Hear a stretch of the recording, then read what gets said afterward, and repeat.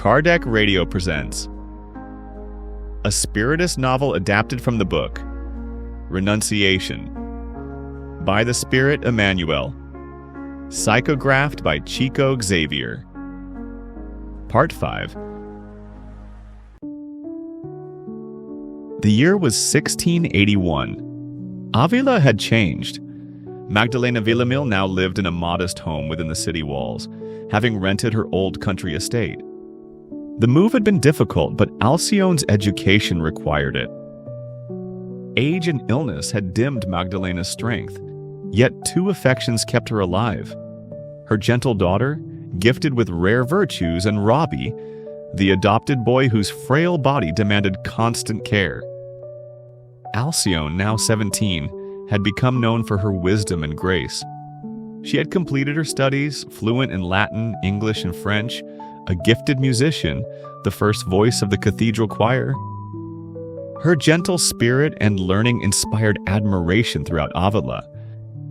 Yet Alcyon remained humble, helping her mother with sewing, delivering the finished work herself to the market, always kind, never proud.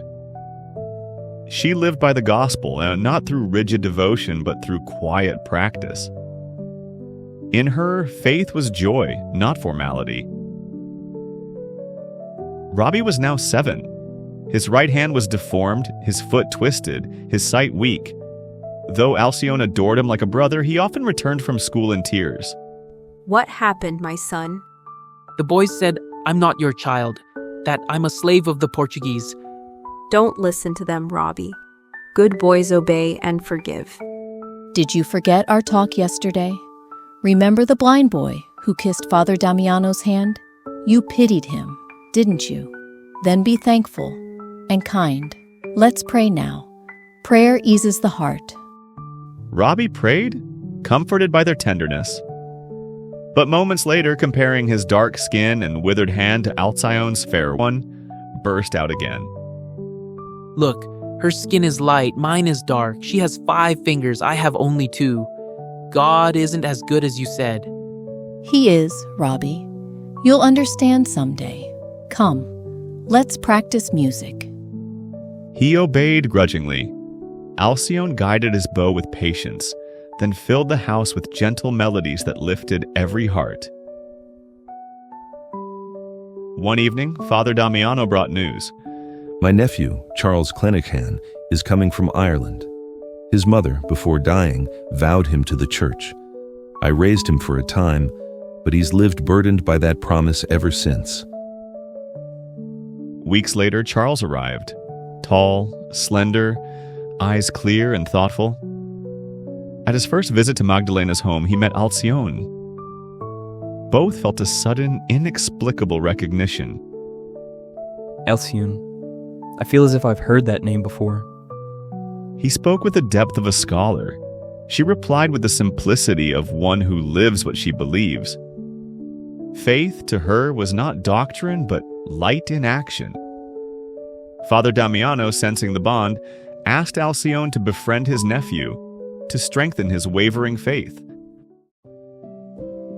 On New Year's morning, after Mass, the young men of Avila offered flowers to those they admired. Charles stood near Alcyon, unable to speak his heart. He plucked a single trefoil leaf. I can't offer you a bouquet or a promise, but take this leaf, a symbol of my homeland and of my thoughts. Were it not for vows already sworn, I would ask God to grant me the happiness of marrying you. Alcyon accepted it silently, trembling.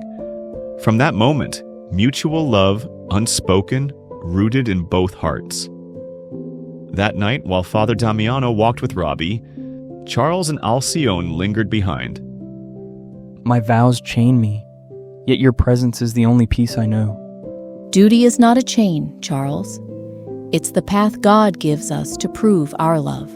Life is schooling for the soul. We are eternal spirits. This world is a classroom, not a throne. But my mother's vow chained me. Above human vows stands God's providence. He accepted a mother's offering. Perhaps there are debts unknown to us. I am a man under a cassock. Is our love a sin? Love is God's law, but to seize it against duty would be wrong. how can I shepherd families without one of my own? Remember, Christ himself lived without a household. They spoke of faith, of the soul's eternal journey, of suffering as the great teacher. His rebellion melted into awe. Your words ennoble life. Our tears are not wasted. They become treasures in heaven. Weeks later, they met again at the church. Alcyone was arranging the altar when Charles approached, restless. Forgive me. My heart is loud in God's house. Your image follows me everywhere. Grant me one kiss, only one.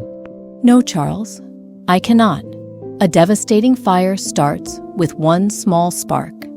Then forgive my weakness. I will give you the kiss of my soul instead. She took a small silver crucifix, laid the trefoil upon it, and said, Between us stands Christ. I entrust to him the kiss you asked for. She kissed the leaf and handed it to him.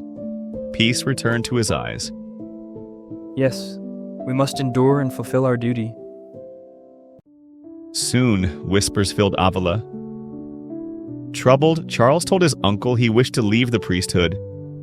That is not a decision to make alone. We'll seek counsel from Magdalena and Alcyone. When they gathered, Alcyone listened in silence, her heart heavy but her resolve clear.